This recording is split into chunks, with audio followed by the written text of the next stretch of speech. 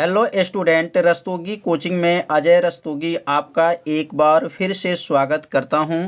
दोस्तों, आज मैं लेकर के आया हूं क्लास 12 के भौतिक विज्ञान अभ्यास 7 और अभ्यास 7 में आज हम लोग पढ़ेंगे ट्रांसफार्मर क्या होते हैं और ट्रांसफार्मर कितने प्रकार के होते हैं। आज इस वीडियो में बताया जाएगा और आप सभी विद्यार्थी इसे अपने कॉपी में नोट करते चलिएगा, जिससे आपका एक नोट्स भी बनता रहेगा। तो सबसे पहले आप लोग हेडिंग नोट कर लीजिए, ट्रांसफार्मर। अब ट्रांसफार्मर का हिंदी नाम क्या होता है, तो यहाँ लिख लेंगे ट्रांसफार्मर का हिंदी नाम जो होता है परिणामित्र होता है। क्या होता है? परिणामित्र होता है। याद रखिएगा, ट्रांसफार्मर का हिंदी नाम जो है कंपटीशन में कई बार पूछा जा चुका है कि ट्रांसफार्मर का हिंदी नाम क्या है। तो ट्रांसफार्मर का हिंदी नाम जो होता है परिणामित्र होता है। यह अनियोय प्रेरण के सिद्धांत पे आधारित होता है। अनियोय प्रेरण किसे कहते हैं? क्योंकि अनियोय प्रेरण में जो है क्या होता है, आप लोग पढ़े होंगे कि उसमें दो कुंडलियां लगी होती हैं। एक प्राथमिक कुंडली लगा होता है और एक क्या होता है, द्वितीय कुंडली लगा होता है। तो यहाँ पर क्या लिख लेंगे, जो है यह अनियोय प्रेरण के सिद्धांत पे क्या होता है, आधारित होता है। तो अनियोय प्रेरण स्वप्रेरण की परिभाषा यदि आप नहीं जानते हैं तो प्लेलिस्ट में वीडियो है, वहां से जाकर के उस भाग का वीडियो जरूर देख लीजिए कि अनियोय प्रेरण क्या होता है। और आगे यहाँ लिख लेंगे, वह एक ऐसी युक्ति है, मतलब ट्रांसफार्मर एक ऐसी युक्ति है जिसे धारा विभव के मान को कम भी किया जा सकता है और क्या किया जा सकता है, अधिक करती है। मतलब धारा विभव, धारा का भी और विभव के मान को क्या कर सकती है, बढ़ा भी सकती है और कम भी कर सकती है। तो यहाँ ध्यान देंगे, यहाँ पर इस परिभाषा को लिख लेंगे कि वह एक ऐसी युक्ति है जिसे धारा विभव के मान को क्या कर दे, कम या अधिक करती है। यह इसकी दूसरा परिभाषा है कि ऊर्जा क्षय किए बिना, याद रखिएगा, ऊर्जा क्षय की मतलब ऊर्जा को जो है नष्ट न किए बिना जो है प्रत्यावर्ती वोल्टेज को परिवर्तित करती है, ट्रांसफार्मर कहलाती हैं। मतलब ऊर्जा को जो है आपका मतलब व्यय नहीं करना है, क्षय नहीं करना है, और तो इसमें जो प्रत्यावर्ती वोल्टेज को क्या कर देना है, परिवर्तित कर देती हैं, उसी को क्या कहते हैं, ट्रांसफार्मर कहते हैं। और ट्रांसफार्मर का खोज किसने किए थे? तो ट्रांसफार्मर का खोज जो है फैराडे ने किया था। किसने किए थे? फैराडे ने किए थे। याद रखिएगा, क्योंकि ये भी जो क्वेश्चन है कई बार जो है कंपटीशन के एग्जाम में पूछा जा चुका है कि ट्रांसफार्मर का खोज करने वाले कौन जो है वैज्ञानिक हैं और ट्रांसफार्मर का हिंदी नाम क्या है। ये दो प्रश्न जो है बहुत ही महत्वपूर्ण है। तो इन दोनों जो है आप लोग जो है कंपटीशन के लिए इसको याद रखिएगा। तो ट्रांसफार्मर का खोज जो किसने किए थे? फैराडे ने किया था। तो समझ में आ गया होगा कि ट्रांसफार्मर क्या होता है। तो ट्रांसफार्मर जो होता है वह धारा विभव के मान को क्या कर सकता है, कम भी कर सकता है और अधिक भी कर सकता है। अब यहाँ हेडिंग नोट कर लेंगे, ट्रांसफार्मर के प्रकार। अब ट्रांसफार्मर कितने प्रकार के होते हैं? तो ट्रांसफार्मर जो होते हैं दो प्रकार के होते हैं। ट्रांसफार्मर कितने प्रकार के होते हैं? दो प्रकार के ट्रांसफार्मर होते हैं। तो पहला का नाम क्या होता है? तो पहला ट्रांसफार्मर का नाम आप लोग याद रखिएगा कि ऊंचाई ट्रांसफार्मर का होता है। ऊंचाई ट्रांसफार्मर, यहां लिख लेंगे ऊंचाई ट्रांसफार्मर। ऊंचाई ट्रांसफार्मर होता है। और एक जो ट्रांसफार्मर होता है वह होता है अपचाई। अपचाई जो है ट्रांसफार्मर होता है। तो पहला का नाम क्या है? ऊंचाई ट्रांसफार्मर और दूसरा का नाम जो है अपचाई। अपचाई ट्रांसफार्मर। तो दो प्रकार के ट्रांसफार्मर हम लोग को पढ़ना है और दोनों प्रकार के ट्रांसफार्मर के कार्यविधि भी पढ़ना है। तो यहाँ लिख लेंगे यहाँ पर ऊंचाई ट्रांसफार्मर और दूसरा जो है अपचाई ट्रांसफार्मर। तो ऊंचाई ट्रांसफार्मर क्या है और अपचाई ट्रांसफार्मर क्या है? तो अगर ऊंचाई ट्रांसफार्मर आपको याद हो जाएगा तो समझिए अपचाई ट्रांसफार्मर की भी परिभाषा आपको याद हो जाएगा। एक दूसरे का क्या है, उल्टा परिभाषा है। बस एक को आपको याद रखना है, दूसरा परिभाषा आप खुद बना लेंगे। तो यहाँ पर अब यहाँ पर हेडिंग नोट कर लेंगे। यहाँ पर हेडिंग होगा ऊंचाई ट्रांसफार्मर। पहला हेडिंग का नोट कर लेंगे ऊंचाई ट्रांसफार्मर। तो ऊंचाई जो ट्रांसफार्मर है, अब इसकी परिभाषा क्या है? तो इसकी परिभाषा बहुत ही आसान है, बस थोड़ा सा आपको ध्यान देना है कि ऊंचाई ट्रांसफार्मर होता क्या है। तो ऊंचाई ट्रांसफार्मर जो होता है वो वोल्टेज के मान को बढ़ाता है। याद रखिएगा, ऊंचाई जो ट्रांसफार्मर वोल्टेज के मान को क्या करता है, बढ़ा देता है और प्रबल धारा का मान को क्या करेगा, घटा देता है। मतलब ये वोल्टेज को बढ़ाएगा और धारा के मान को क्या करेगा, घटाएगा। कौन ट्रांसफार्मर? ऊंचाई ट्रांसफार्मर। अगर अपचाई ट्रांसफार्मर की बात करते हैं तो वोल्टेज के मान को क्या करेगा, घटा देगा और धारा के मान को क्या करता है, बढ़ा देता है। बस एक उल्टा लिखना है। अगर ऊंचाई ट्रांसफार्मर की परिभाषा याद है तो समझिए अपचाई ट्रांसफार्मर की परिभाषा भी आपको क्या होगा, याद हो जाएगा। तो एक बार और समझ लीजिए, ऊंचाई ट्रांसफार्मर क्या होते हैं? वे ट्रांसफार्मर होते हैं जो प्रत्यावर्ती वोल्टेज के मान को क्या कर दें, बढ़ा देते हैं, और प्रबल धारा के मान को क्या कर दे, घटा देते हैं। ऐसे ट्रांसफार्मर को क्या कहते हैं? ऊंचाई ट्रांसफार्मर कहते हैं। और ध्यान देंगे, ऊंचाई ट्रांसफार्मर में जो होते हैं प्राथमिक कुंडली जो रहता है उसमें फेरों की संख्या जो होती है, प्राथमिक कुंडली में फेरों की संख्या याद रखिएगा कम होता है, और द्वितीय कुंडली में जो होती है फेरों की संख्या क्या होता है, अधिक होता है। प्राथमिक में फेरों की संख्या कम होता है, द्वितीय कुंडली में फेरों की संख्या क्या होती है, अधिक होती हैं। तो यहाँ पर इस परिभाषा को लिख लेंगे, ध्यान से देखेंगे। अब यहाँ हेडिंग को नोट कर लेंगे पहले, ऊंचाई ट्रांसफार्मर, और यहाँ पे इसके नीचे जो परिभाषा क्या लिखेंगे कि वे ट्रांसफार्मर जो प्रत्यावर्ती वोल्टेज के मान को क्या करती है, बढ़ा देता है। प्रत्यावर्ती वोल्टेज के मान को क्या किया है, बढ़ा देता है, और प्रबल धारा के मान को क्या कर देता है, घटा देता है। तो समझ में आ गया होगा कि वोल्टेज को क्या कर रहा है, यह ट्रांसफार्मर वोल्टेज के मान को बढ़ाता है और प्रबल धारा के मान को क्या करता है, घटा देता है। उसे ऊंचाई ट्रांसफार्मर कहते हैं।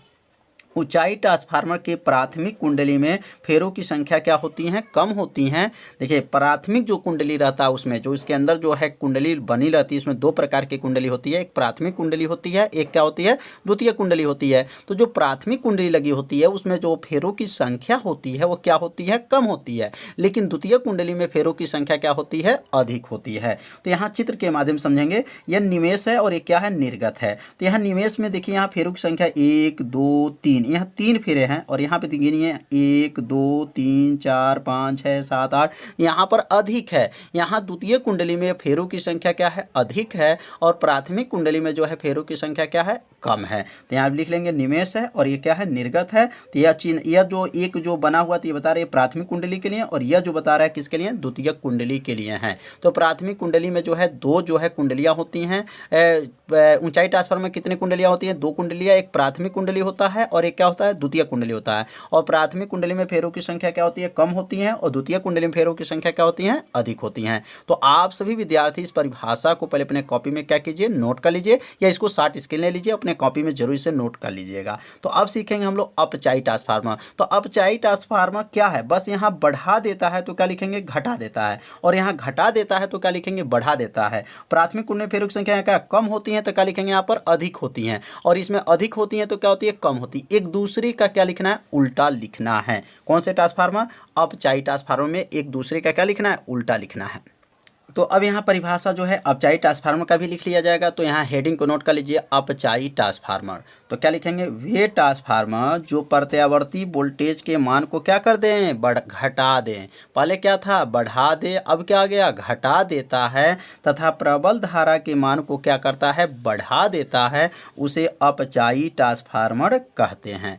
अपचाई ट्रांसफार्मर की प्राथमिक कुंडली में फेरों की संख्या क्या होती हैं, अधिक होती हैं। याद रखिएगा, ऊंचाई जो अपचाई ट्रांसफार्मर जो होते हैं उसमें प्राथमिक कुंडली जो होती है उसमें फेरों की संख्या क्या होती हैं, अधिक होती हैं, और द्वितीय कुंडली में फेरों की संख्या क्या होती हैं, कम होती हैं। मतलब क्या हुआ, यह एक दूसरे का जो है उल्टा परिभाषा हो रहा है। तो परिभाषा तो समझ में आ गया होगा कि मतलब उसमें क्या था और इसमें क्या है।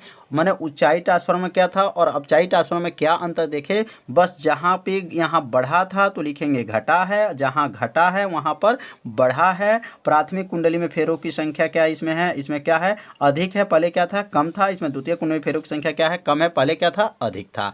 तो इस परिभाषा को आप सभी विद्यार्थी पहले अपने कॉपी में क्या कीजिए, इसको नोट कर लीजिए। अब यहाँ पर चित्र को देख लेंगे। तो अब यहाँ पे देखेंगे, यह जो कुंडली बना है इसका नाम है प्राथमिक कुंडली है, और यह जो बना है इसका नाम है द्वितीय कुंडली है। क्या इसमें प्राथमिक कुंडली में फेरों की संख्या क्या अधिक है, तो यहाँ देखेंगे यहाँ पर 1 फेरे 2 फेरे 3 4 5 6 7 8 जो भी फेरे आप बना सकते हैं। और इसमें देखेंगे क्या फेरों की संख्या इसमें कम है, इसमें फेरों की संख्या कम है। किस कुंडली में, द्वितीय कुंडली में फेरों की संख्या इसमें क्या है, कम है, और इसमें प्राथमिक कुंडली में जो है फेरों की संख्या क्या है, अधिक है। अब इसको जो है इसको हम क्या कर सकते हैं, इसको हम लोग कहेंगे निवेश। क्या कहेंगे, निवेश कहा जाता है। और इसको क्या कहा जाता है, निर्गत। क्या कहेंगे, निर्गत कहा जाता है। निर्गत, निवेश का मतलब है कि धारा आएगा और निर्गत मतलब धारा बाहर जाएगा। तो निवेश माने आना और निर्गत माने जाना। तो समझ लिए होंगे कि निवेश का मतलब क्या है और निर्गत का मतलब क्या है, और प्राथमिक कुंडली और द्वितीय कुंडली में जो है फेरों की संख्या किसमें जो है अधिक है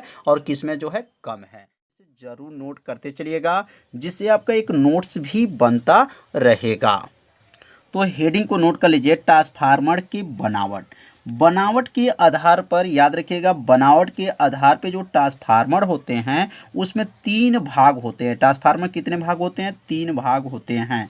यहाँ लिख लेंगे बनावट के आधार पर, बनावट के आधार पर,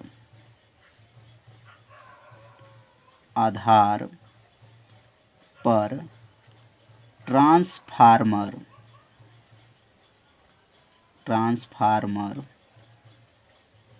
के मुख्य 3 भाग होते हैं। ट्रांसफार्मर के मुख्य कितने भाग होते हैं?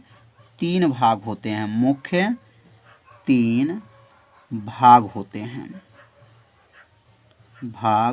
हैं, अब 3 भाग में पहला भाग का नाम क्या है?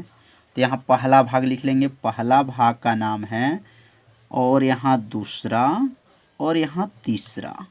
तो पहला का नाम है पटलित क्रोड। क्या है? पटलित क्रोड।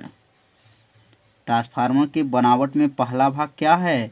पटलित क्रोड है।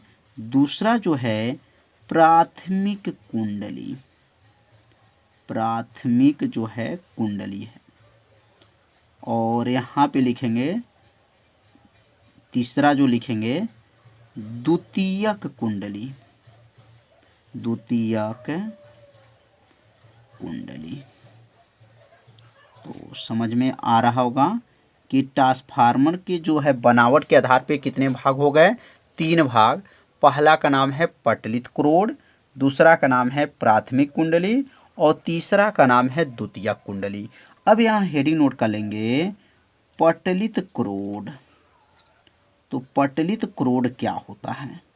अब ये ट्रांसफार्मर में जो है पटलित क्रोड कहाँ पे लगाया जाता है, अब इसके बारे में भी समझ लेंगे। तो यह जो ट्रांसफार्मर का देख रहे हैं, ये ऊपर वाला भाग जो देख रहे हैं इसको प्राथमिक कुंडली कहते हैं। नीचे वाला जो देख रहे हैं ये द्वितीयक कुंडली है। क्या है? द्वितीयक कुंडली है। और यहाँ पे जो देखेंगे नर्म लोहे का जो है आयताकार जो है क्या होती हैं? पट्टियाँ हैं। यह आयताकार पट्टियाँ जो हैं ये नर्म लोहे का जो है एक ऊपर एक ऊपर एक ऊपर जो है तह के रूप में रखा जाता है। तो यह जो बीच वाला जो भाग दे रहे हैं इसका नाम क्या है? पटलित लौह क्रोड इसको बोला जाता है। ये किसका बना होता है? नर्म लोहे का जो है बना होता है। और इसकी आकार कैसे होता है?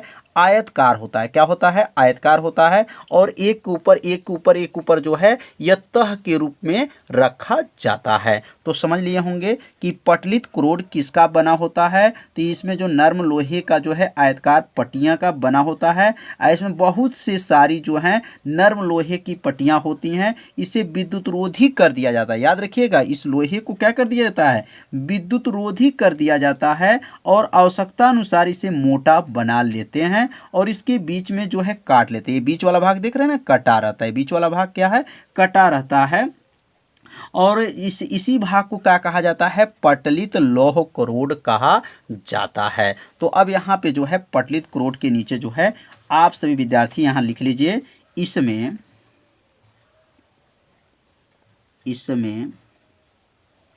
नर्म लोहे का, इसमें कौन से लोहे का? नर्म लोहे का आयताकार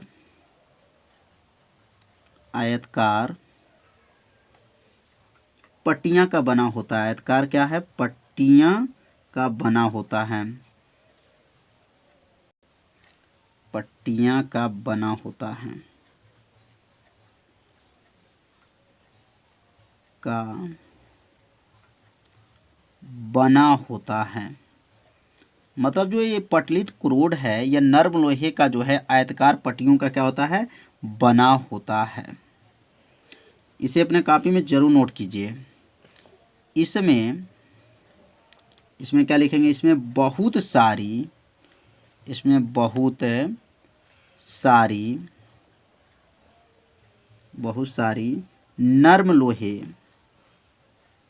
नर्म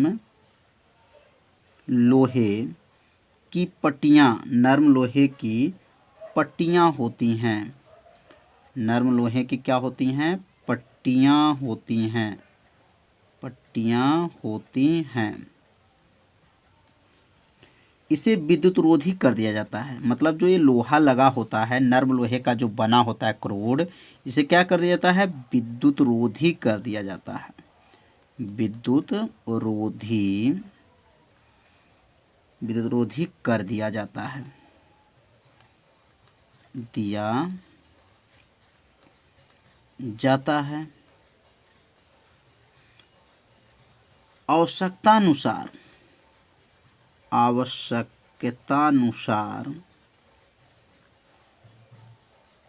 आवश्यकतानुसार इसे क्या करते हैं? मोटा बना लेते हैं। आवश्यकतानुसार इसे क्या करते हैं? मोटा बना लेते हैं, बना लेते हैं। इसे आवश्यकतानुसार क्या करते हैं? मोटा बना लेते हैं तथा इसे बीच में काट लेते हैं। इसे बीच में क्या करते हैं? काट लेते हैं। इसे बीच में काट लेते हैं, काट लेते हैं। इससे पटलित क्रोध प्राप्त होता है। जिससे क्या लिखेंगे? जिससे क्या प्राप्त हो जाता है? पटलित, पटलित लौह क्रोड प्राप्त हो जाता है। लौह क्रोड प्राप्त हो जाता है, हो जाता है। तो पटलित क्रोड समझ में आ गया होगा कि क्या इसमें नर्म लोहे का जो है, यह जो बना होता है, यह नर्म लोहे का जो है आयताकार पट्टियों का बना होता है। इसमें बहुत सी सारी जो हैं नर्म लोहे की पट्टियां होती हैं और इसे विद्युत रोधी कर दिया जाता है और आवश्यकतानुसार उसे क्या करते हैं? मोटा बना लेते हैं और इसे बीच में काट लेते हैं, जिससे पटलित लौह क्रोड प्राप्त हो जाती हैं। तो पटलित क्रोड जो है अच्छे से समझ में आ गया होगा। तो अब सीखेंगे प्राथमिक कुंडली। तो अब यहाँ हेडिंग नोट कर लेंगे, प्राथमिक कुंडली। अब ये ट्रांसफार्मर में जो प्राथमिक कुंडली है, अब इसका मतलब क्या है? तो ये प्राथमिक कुंडली और द्वितीयक कुंडली का मतलब ध्यान से सुनेंगे तो आपको क्या होगा? याद हो जाएगा। तो ध्यान दीजिए, ट्रांसफार्मर जो है कल बताया गया था 2 प्रकार के होते हैं। ट्रांसफार्मर कितने प्रकार के? 2 प्रकार के। एक ऊंचाई ट्रांसफार्मर होता है और एक अपचाई ट्रांसफार्मर होता है। यदि वो दोनों ट्रांसफार्मर के बारे में नहीं जानते हैं तो प्लेलिस्ट में वीडियो है, वहाँ से जाकर के उस भाग का वीडियो आप लोग देख सकते हैं। तो बताया गया था ऊंचाई ट्रांसफार्मर में क्या होता है? प्राथमिक कुंडली में जो होते हैं फेरों की संख्या क्या होती हैं? कम होती हैं। और द्वितीयक कुंडली में फेरों की संख्या क्या होती हैं? अधिक होती हैं। किस कुंडली की बात कर रहे हैं? मतलब किस ट्रांसफार्मर का? ऊंचाई ट्रांसफार्मर में प्राथमिक कुंडली में फेरों की संख्या कम होती हैं और द्वितीयक कुंडली में जो है फेरों की संख्या क्या होती हैं? अधिक होती हैं। तो यहीं पर जो है प्राथमिक कुंडली का मतलब क्या हो जाएगा कि यदि अपचाई ट्रांसफार्मर है, कौन सा है? अपचाई ट्रांसफार्मर है, तो प्राथमिक कुंडली में फेरों की संख्या क्या होती है? अधिक होती हैं। और जो है अगर उपचाई ट्रांसफार्मर है तो प्राथमिक कुंडली में फेरों की संख्या क्या होती हैं? कम होती हैं। तो यहाँ आप चाहे लिख सकते हैं, यदि यदि अपचाई, यदि अपचाई ट्रांसफार्मर हो, ट्रांसफार्मर कौन सा ट्रांसफार्मर हो?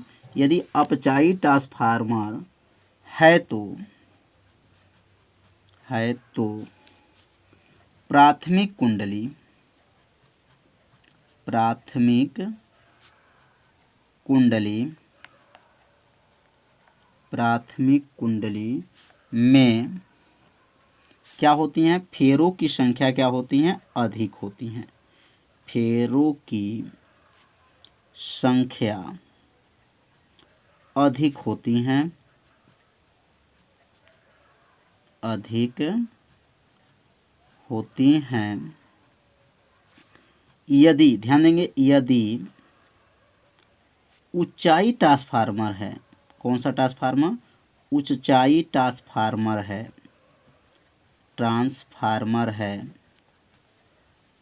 है तो प्राथमिक कुंडली में, प्राथमिक कुंडली में फेरों की संख्या क्या होती हैं? फेरों की संख्या कम होती हैं। बस एक दूसरे का उल्टा लिखना है, कम होती हैं। कितना आसान है। यहाँ पे क्या लिखा गया है, यदि अपचायी ट्रांसफार्मर है तो प्राथमिक कुंडली में फेरों की संख्या क्या है, अधिक होती हैं। यदि ऊंचाई ट्रांसफार्मर, देखिए ये अपचाई है और ये क्या है, ऊंचाई है, तो प्राथमिक कुंडली में फेरों की संख्या क्या होती हैं, कम होती हैं। जिस कुंडली में फेरों की संख्या अधिक होती हैं वहाँ पर पतली तार लेते हैं। याद रखिएगा, यहाँ लिख सकते हैं जिस कुंडली में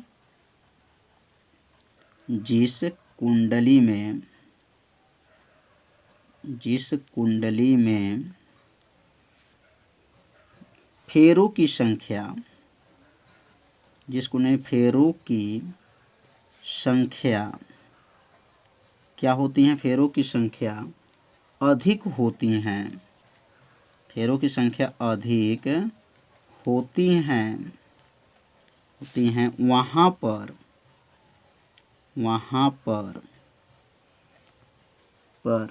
पतले तार, ध्यान दीजिए कौन सा तार, पतले तार लेते हैं, पतले तार लेते हैं तथा जिस कुंडली में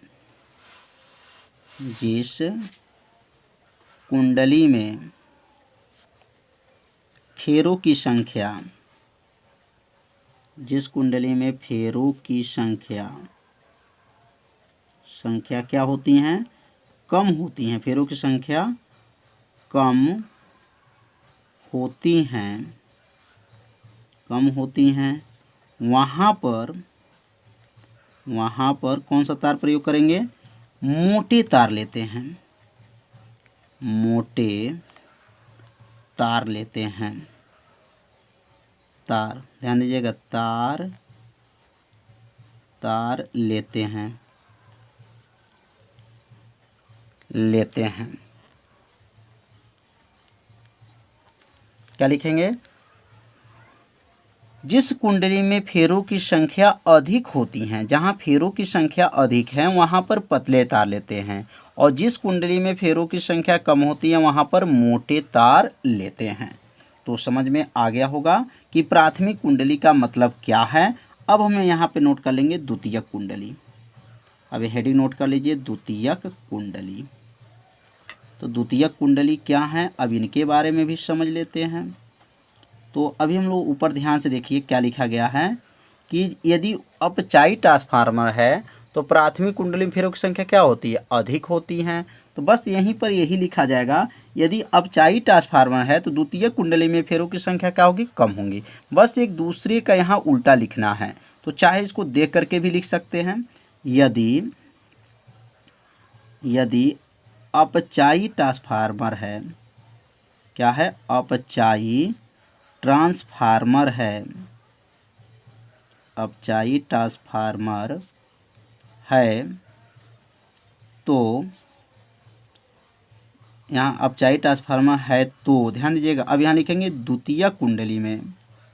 किस कुंडली में, द्वितीयक कुंडली में। पहले क्या था, प्राथमिक कुंडली था, अब क्या लिखेंगे, द्वितीयक कुंडली में फेरों की संख्या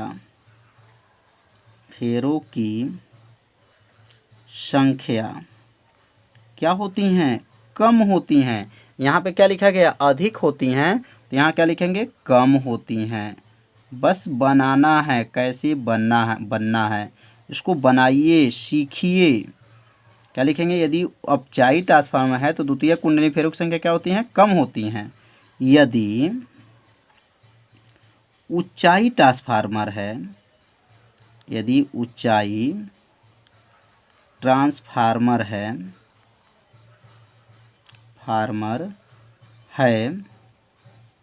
तो द्वितीयक कुंडली में